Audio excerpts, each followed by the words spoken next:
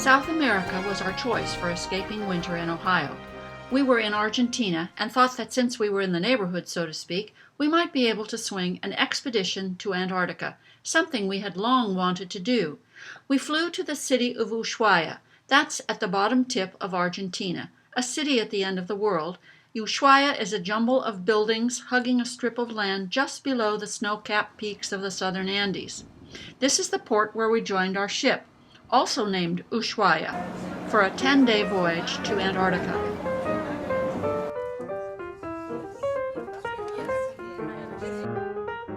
Soon our lines were cast away and we cleared the port along with other Antarctica-bound vessels. Monica, our expedition leader, welcomed us aboard and told us about where we were going and what to expect at the welcome aboard party. We had a chance to meet some of our fellow passengers and champagne was served, along with chocolate-covered strawberries and other tasty offerings. Our cabin was comfortable with bunks along one side and a desk and closets on the other. We had our own sink basin, but shared a shower and toilet with the adjacent cabin. This was never a problem. The Beagle Channel was calm and smooth, and so was, surprisingly, the Drake Passage. This is one of those places that can have really awful weather, but for both of our crossings we were blessed with benign winds and calm seas.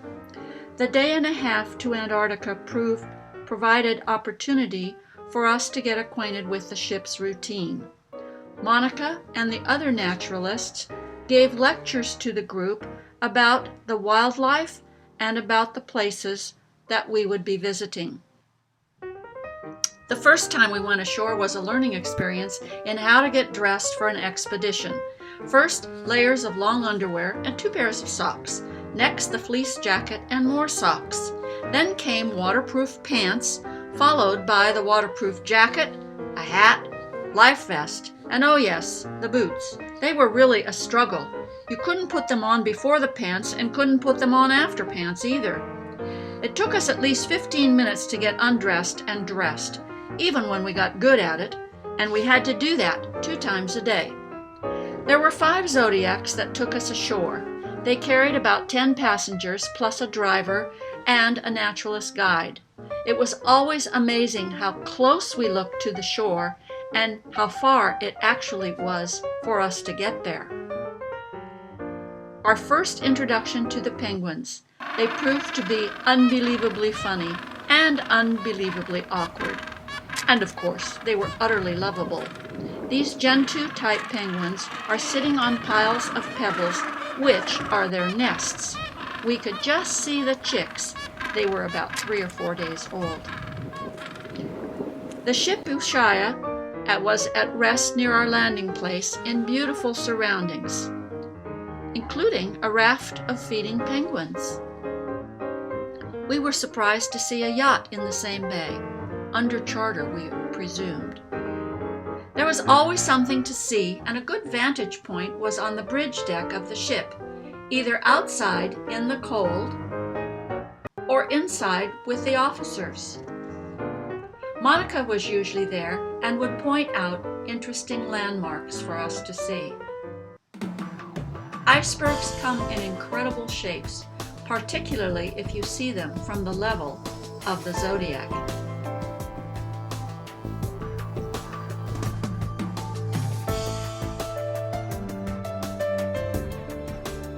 The feeding penguins weren't intimidated by our presence at all. And even the whales were too busy feeding to care much about us. We made 2 shore expeditions a day. This time we took a trek up an icy hill to see the chinstrap penguins. We were told not to get any closer than 5 meters from the penguins and not to touch them.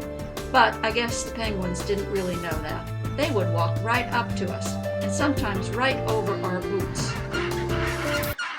What a welcoming committee we had. Chinstraps build their nests right on the rocky rubble of the hills.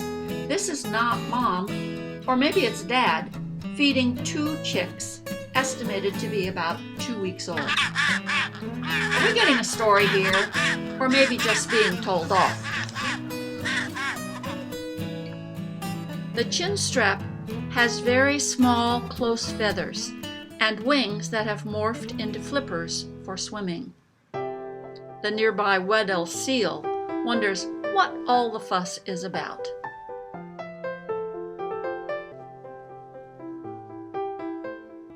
Every day brought us another round of beauty. The land with high peaks in the distance, framing glaciers down to the sea, with snow-capped rocks in the foreground and plentiful icebergs, of course.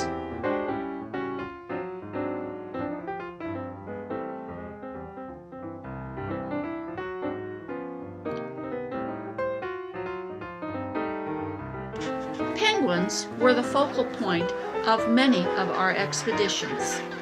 Whether they were parading along their penguin highways, or feeding their chicks, or gathering rocks for nest building, they kept us entertained. They were probably my favorite part of the whole trip.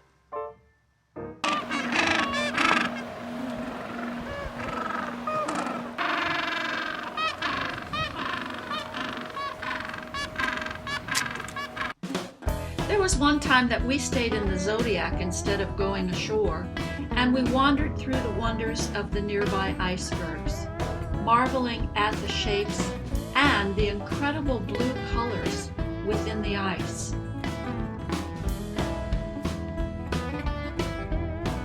Not so this one. It's called black ice, even though it's clear.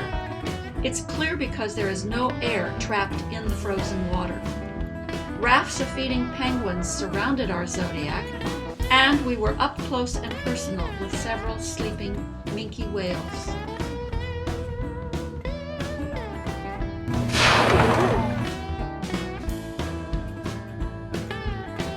Then it was time to be back aboard the ship so we could head on towards another landing site. This gave us a chance to thaw our bodies out and to share stories with our new friends. Meanwhile, the cooks had been braving the weather outside on deck to prepare a big barbecue feast for us. There were great slabs of meat, chickens, and sausages, very welcome for snacks and for our dinner that night. The next morning we went ashore at the Chilean Navy base. Here also were a lot of penguins, seals, and birds. We visited the small museum and shop, and, of course, had a look at the penguins. It was here that we saw a blonde Gentoo penguin. This is not an albino, but an aberration of the coloration of this penguin. There were 2 yachts at anchor. One was in a sheltered bay, and this one was stuck in ice that came in on it after it was anchored. Our ship had plenty of electronic navigation tools to guide us through the icy waters of the Antarctic Peninsula. There were 3 radars, several GPS, a couple of electronic chart plotters, and, of course, a careful watch on the bridge.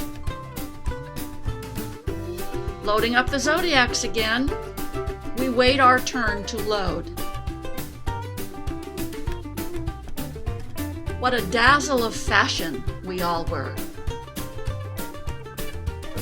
Port Lucroy is an old-time whaling station owned by the British. The Gentoo penguins roamed haphazardly among some whale bones down on the beach.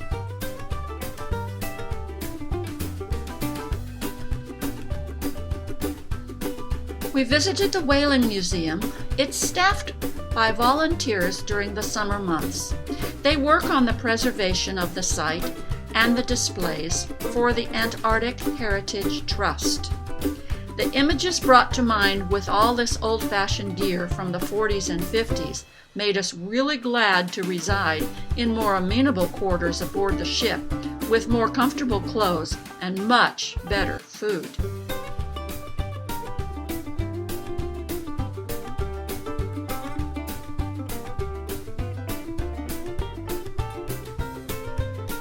Although our weather was good, it seemed we had mostly gray and overcast skies.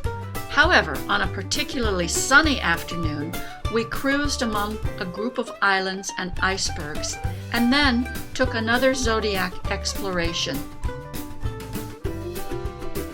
This time, Sebastian was at the helm. The groups of rocks that we went to investigate didn't provide much in the way of interest. However, there was splendid scenery all around us. We love the marvelous reflections in these mirror-smooth waters of the icy channels between islands. As it turned out, that we found no outlet to navigate through to get us back to the ship. That evening there was a call from the bridge that humpback whales had been sighted. We all abandoned dessert and left the dining tables to observe their close-by, playful antics from the upper decks.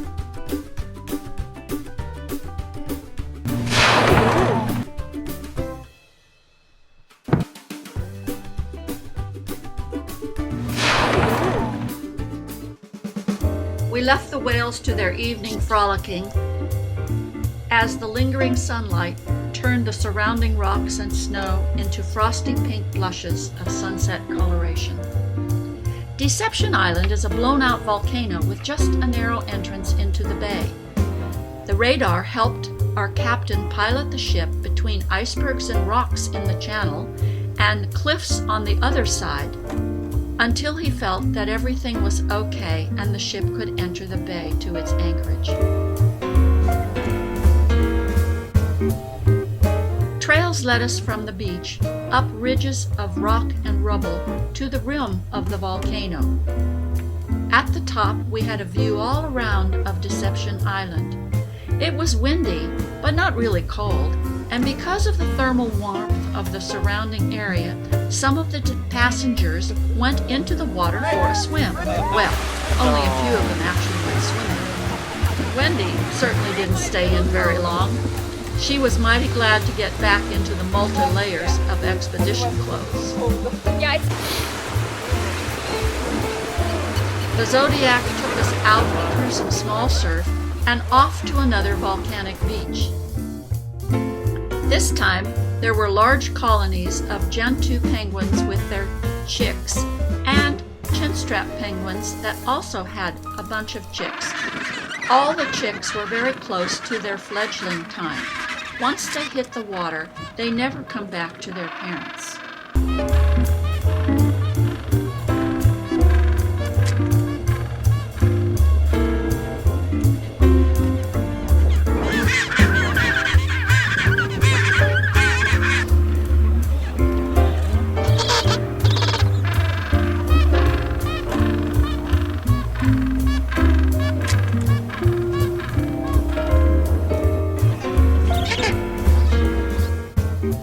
Saw birds ashore. This is a skua gull with a piece of food, and seagulls, they were certainly everywhere. Cormorants feeding their young chicks. And some juvenile birds. Maybe these were skuas. Trails through the black sand beaches led us to viewpoints of young elephant seal males. They were in their molting phase and so were happy just to be lounging around on the beach together.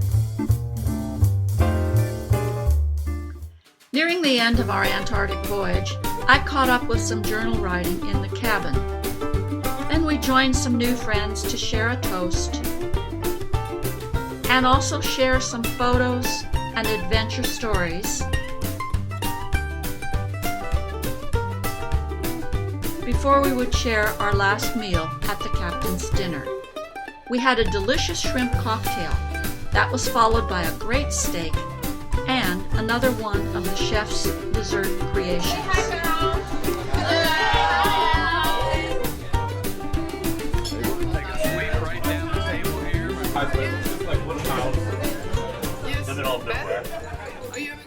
We were blessed with a quiet crossing of the Drake Passage again. It was sad to be pulling into the wharf at Ushuaia, knowing that this incredible experience was at an end. However, we had checked off our 7th continent visited.